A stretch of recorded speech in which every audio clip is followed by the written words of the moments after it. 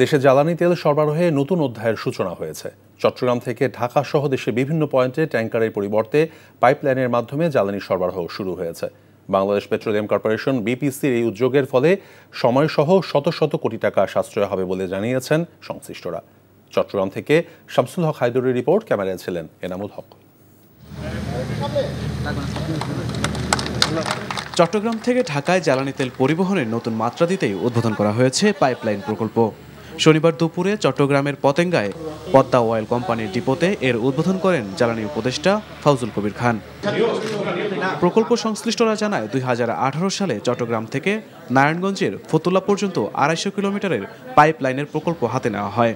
চলতি বছরের মার্চে পদ্মা অয়েল কোম্পানির মাধ্যমে সেনাবাহিনীর 24 কনস্ট্রাকশন ব্রিগেড পাইপলাইন স্থাপনের কাজ শেষ করেছে, যাতে ব্যয় হয়েছে প্রায় 4000 কোটি টাকা।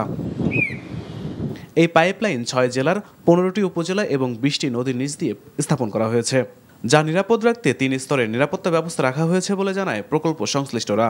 ওয়েল ট্যাঙ্কারের মাধ্যমে চট্টগ্রাম থেকে ঢাকাতে এই বিভিন্ন নদী পার হয়ে যেত, নানা ধরনের সমস্যা হতো, পরিবেশ দূষণ হতো, অপচয় হতো, সেটি দূর করে আজকে আধুনিক পদ্ধতি অর্থাৎ পাইপলাইনে প্রথমত ডিজিটাল নিরাপত্তা ব্যবস্থায় আছে পাইপলাইন ইন্ট্রুশন ডিটেকশন সিস্টেম, সংক্ষেপে PIDS, এবং লিক ডিটেকশন সিস্টেম, সংক্ষেপে LDS। দ্বিতীয়ত আছে একাধিক ড্রোন, যা পরিচালনা করে দূরে বসে পাইপলাইন পর্যবেক্ষণ করা যাবে। এই প্রকল্প বাস্তবায়ন আরও কম সময়ে হলে ব্যয় সাশ্রয় হতে পারত বলে জানান জ্বালানি উপদেষ্টা। সম্পদেরও আমরা সুষ্ঠু ব্যবহার করতে পারছি না দুটি কারণে।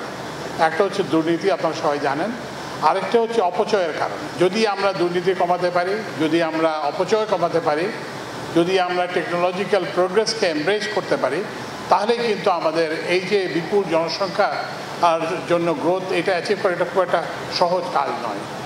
পাইপলাইন স্থাপনের মাধ্যমে প্রথম পর্যায়ে চট্টগ্রাম থেকে ঢাকা নারায়ণগঞ্জে বছরে 15 লাখ টন ডিজেল পাঠানো যাবে। পরবর্তীতে আশুগঞ্জ, বাঘাবাড়িতে নেওয়া যাবে আরও 6 লাখ টন।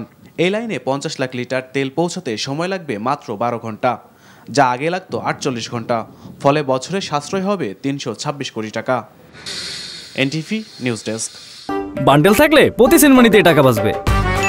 বিকাশ সেনমানি বান্ডেল কিনে জিতুন প্রতি লেনদেনে।